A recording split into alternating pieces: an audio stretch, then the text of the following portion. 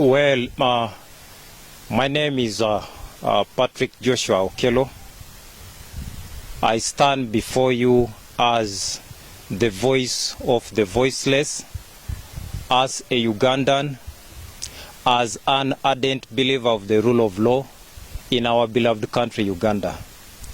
So today, the whole day, I've been getting phone calls from different people, especially those ones who are concerned or knowing on social media and other platforms.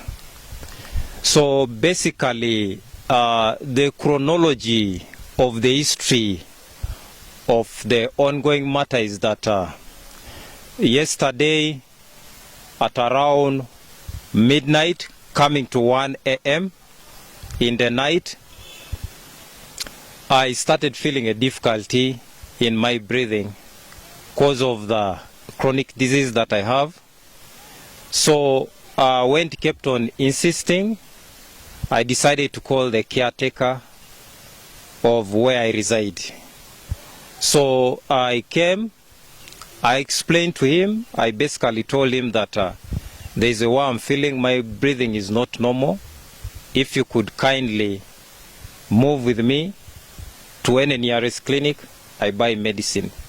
So he told me that it is already late, you cannot move at this time. The best we can do is you send me, give me money for buying the medicine, then I'll definitely come back with the medicine you want. But then still, I also felt for his safety. I thought he's going alone also would not be safer for him. So he kept on insisting. He said, no, Joshua, let me do this for you. You see how you're breathing?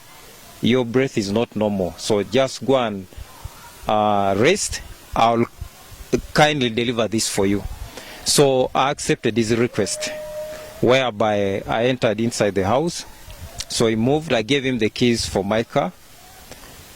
So he bought that. But unfortunately, according to him, he says on his way back, when he arrived at the entrance of my place, at the gate, he saw two armed people.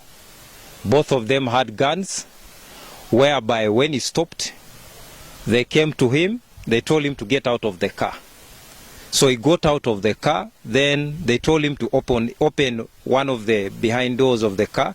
So he did that, and they entered inside checking the car.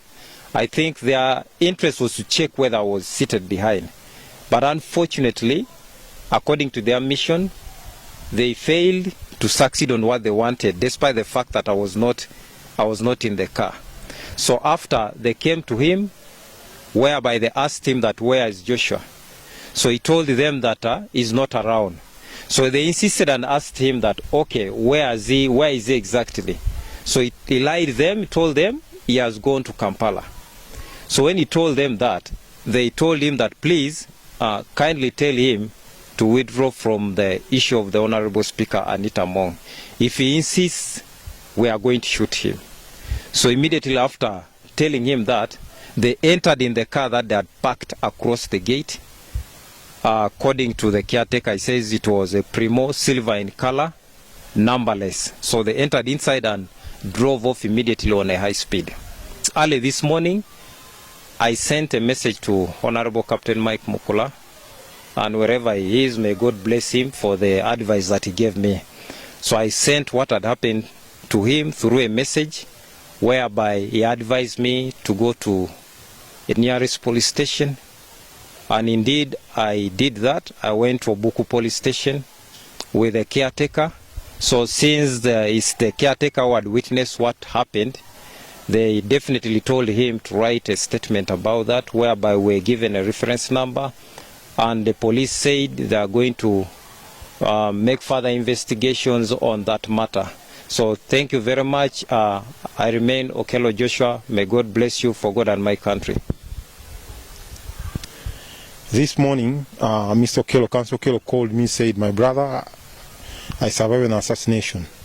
So I rushed into his place, and he narrated to me what happened, how to assailants, he had sent a caretaker to buy medicine around 1 in the morning. And as he returned, he found there was a car parked next to the gate, and they stopped him, Mr. Silva, and asked him, they searched the car, and they asked him, where is Mr. Okello Joshua? So the caretaker did say that Mr. Okello Joshua has traveled to Kampala. So they only said, warn him to drop the case of Honorable Anita, among others, we shall shoot him. So the whole day today, we have been with the Council Okello, going to the police stations to ensure that the security takes this matter seriously, and the authorities in the securities have taken this matter as a key point and with a lot of interest. And I'm very sure now that Mr. Okello, Council Okello's safety is now taken over by the security.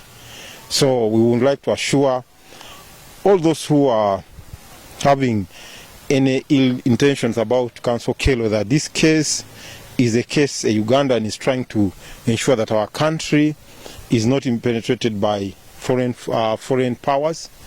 We all are aware that Honorable Anita has not been tried in any case. I mean, in a court and found guilty, or even she's not under any trial. So therefore, it would mean that we are in a common law country where a person is innocent until proved guilty. So we all are aware that the British or the Americans sending sanctions to a person who has not even been tried is actually nonsensical.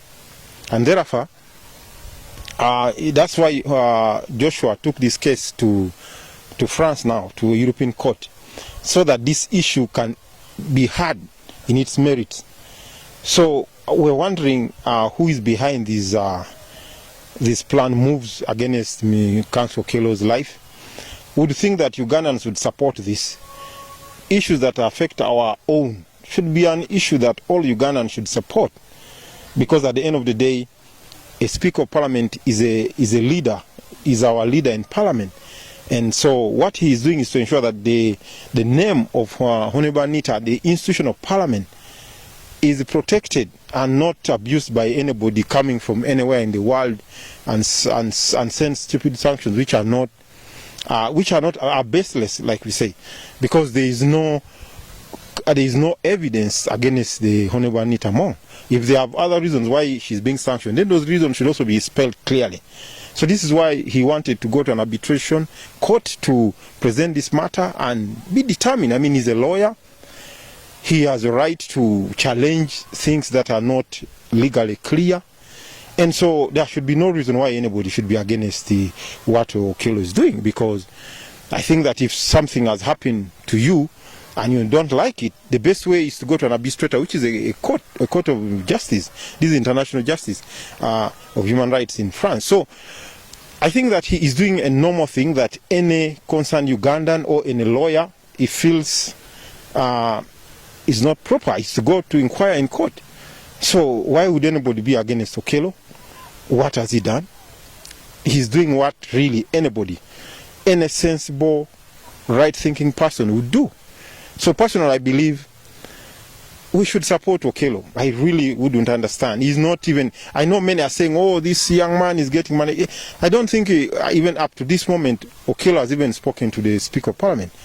He is doing it as a humanitarian lawyer, human rights lawyer.